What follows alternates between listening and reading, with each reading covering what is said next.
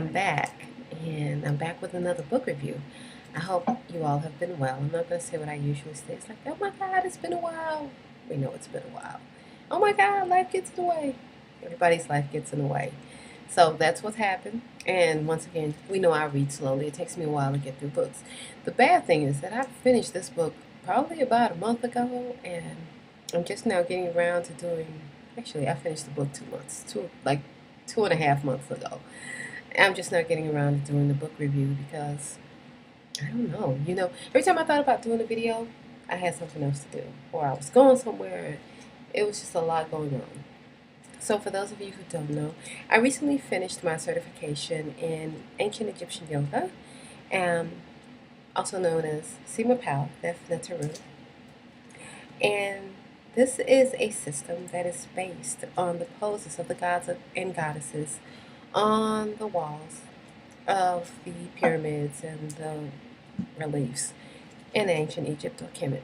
And I've been wanting to do it. I'd actually planned to do it next year, but the opportunity presented itself for me to do it this year. And when opportunity shows up, you don't say, I'll get back to you next year in 2017.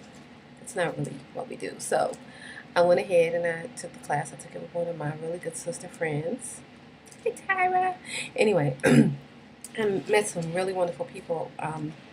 My instructor, the women that I was in class with, just people in the Western area in Atlanta, and it was a great 4 months. I learned a lot. I enjoy what I was learning. I enjoy the people I was learning it with, and now it's done. So I am a Basu, which I guess is the equivalent of a yogi. It means teacher in the Medusa term. So I'm a Basu, and that just goes in with the other things that I do. And working on my company, getting ready to hopefully launch my website in the next couple of days. Ah. Anyway, so that's what's been going on with me, which is why I just didn't have time to do any book reviews. And most of the things now that I'm reading, having taken that class and having now, being a consistent practitioner of Thef Neteru,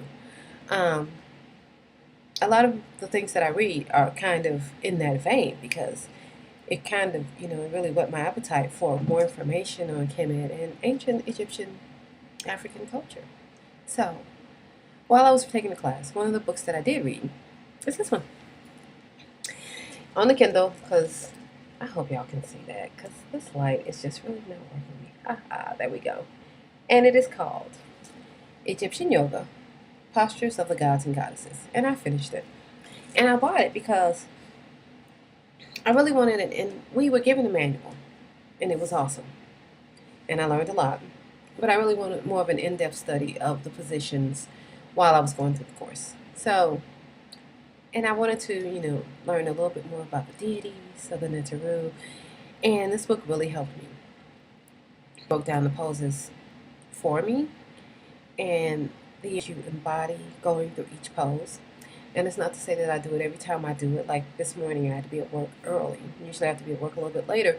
So when I got up to do my practice this morning, it was kind of like, we're going to just go through some stuff and just kind of get into this space so that when we go into the office, we're all peaceful, we're all zen, hotep, whatever, just in that nice, peaceful, relaxed space.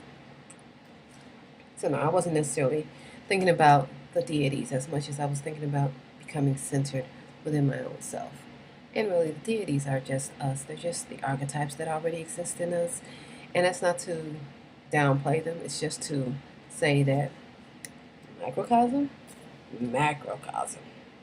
So, even when you're doing something like Thef Neteru and maybe you're not thinking about Aset, maybe you're not thinking about Heru, but just by going through the motions, you are embodying that energy. But I wanted more information, so I downloaded the book with a few others because I was really interested and I really enjoyed what I had learned reading the works of Mulata Ashby. So this book, I read it And like I said, I learned a lot from it. Out of 5 stars, I would probably give it about 3.5, only because it probably needs to be revised. There's some things that have probably changed in the system, and there were some little teeny tiny glitches that probably need to, that not probably that need to be fixed for current practitioners. But if it's a system that you're interested in or that you're going through, I think it is a helpful tool. It helps you get more in tune with the postures as you're doing them, because it's 100 days that you have to do the postures, the whole system. There are 25 postures. You have to do those every single day. And really understanding the energy that you're reenacting, because that's what you're doing. You're reenacting the story. It really helps you kind of connect with that energy. It really helps if you're going through any type of certification that's kind of on this line, like I want to say initiation, but that just seems a little esoteric. But if you're going through any rites of passage, that's a better way to put it.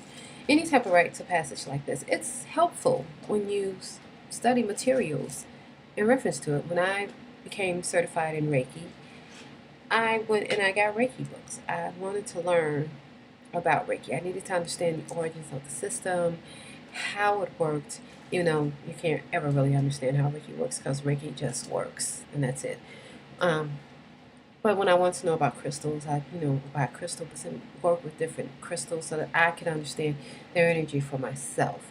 And I'm just that type of person. I like to research things and understand how this thing works for me before I can recommend it to a client or, someone that I know.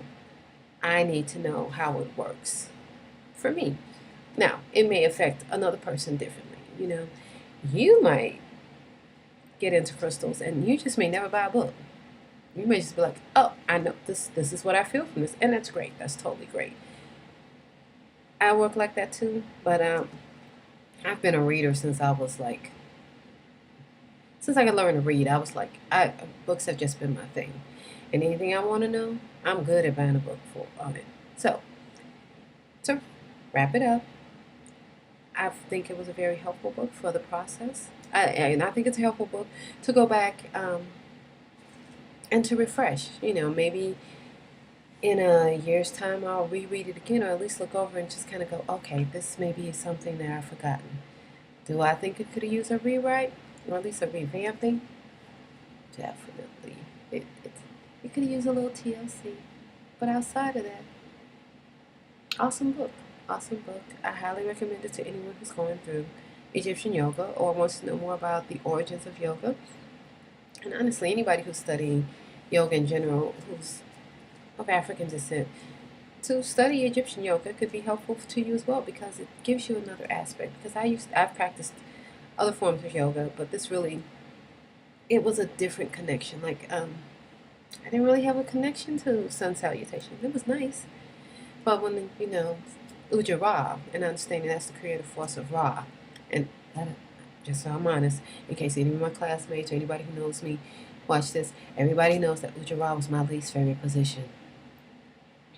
I kind of hated it, and it's just recently since I finished the class that I've learned to like it. Like I'm like, oh yes, Uja Ra, I'm feeling it. Oh yeah, but when we first were doing that class, I was like, okay, whatever, let's just, sure, why not?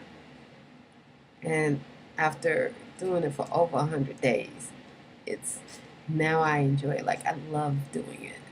And I know if my Basus saw me now, he would probably laugh, and with good reason. So that is my review of Egyptian yoga, positions of the gods and goddesses, and letting you know what's going on with me. I send you love, light, and blessings, and hopefully I'll talk to you soon. I don't know when the next review is going to be. I don't know when I'm going to get back on here. Hopefully it'll be soon, but if you've watched my videos, it's something. When spirit moves, baby. When spirit moves. Love and light. Bye.